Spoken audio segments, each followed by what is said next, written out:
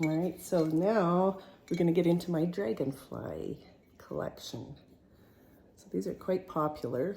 Lots of people like this floating blue, so I used it on quite a few of them. Again, I'll try and represent all the sizes in the email. This one is 19 ounces to give you an example, and this, let's see, a small one. So this is just 12 ounces. So some of you have Keurigs that you want to fit this under. That's a 12 ouncer. And there's ranges in between. So I've got quite a few of this floating blue, including two, one's 14 ounce and one's 15 ounce of these fat bellied ones, which I don't normally do, but I wanted to, so I did. The dragonfly looks kind of cool on them. So that's floating blue. I also have various sizes in cobalt. So here is a 19 and here is a 15. Get the idea.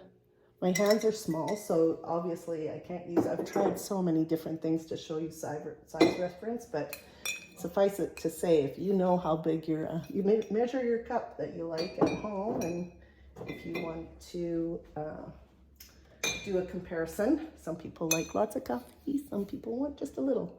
This is Blue Mist. It's an 18 ounce, and I don't have any smalls in the Blue Mist. There's just 3 larger. A spearmint, so this is 20.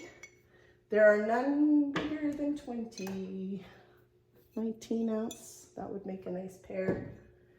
And then some smaller ones, 12, 13, 12 in the Juicy, which is that, again, that black with the drippy, burbly stuff happening.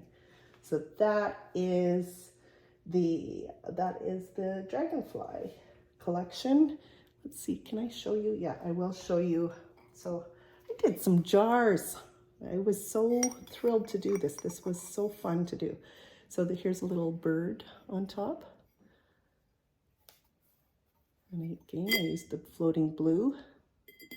So I would distinguish this between like maybe a serious, I think this is a barn swallow. I could be wrong, but that's what I think. Nice little jar for your candy or a gift to somebody. This is just an interesting knob with the Juicy. Slightly smaller jar with a loop handle. That's cute. That's actually shows up in a lot of young people's pottery. To say there's sort of a modern take on a handle. Simple, cute. This is, speaking of cute, oh, will this be better if I turn this light off? Let's just see. Maybe the light from the window will show them off.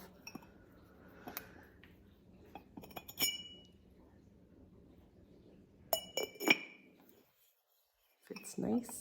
It was so fun to make those. Those are just plain jars. These, on the other hand, are garlic jars.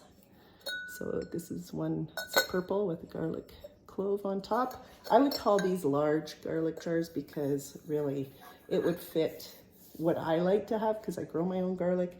I could fit, I don't know, 7 or 8, maybe even more cloves of garlic in there. I did some research. I got every answer under the moon about whether I should glaze it inside or not. So I just glazed them. I just thought, wow, it would be really hard to not glaze it inside, because it fills with, when you put it in the bucket, it would fill with glaze. It does fill with glaze because of the holes. So here's the cute little birdies, also in floating blue.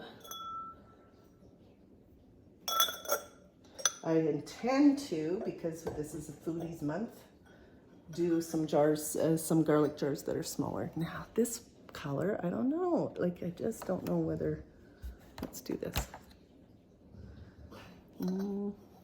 I can't tell if it shows the color better or not. This is Temoku. It is a beautiful, look at the speckles on there. They're gold. It's Tenmoku Gold. It's browns and golds and blacks. And it just plays really nicely with the owl's feathers. It showcases it quite well. Did I take the lid off yet? And another birdie, because I'm obsessed with doing these little birdies. I'm gonna go 2 or 4 big garlic jars.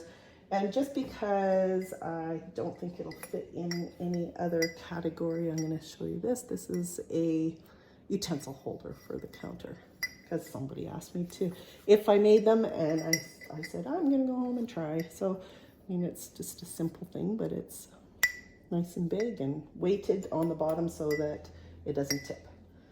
Okay, next up is the Halloween stuff. Just a second.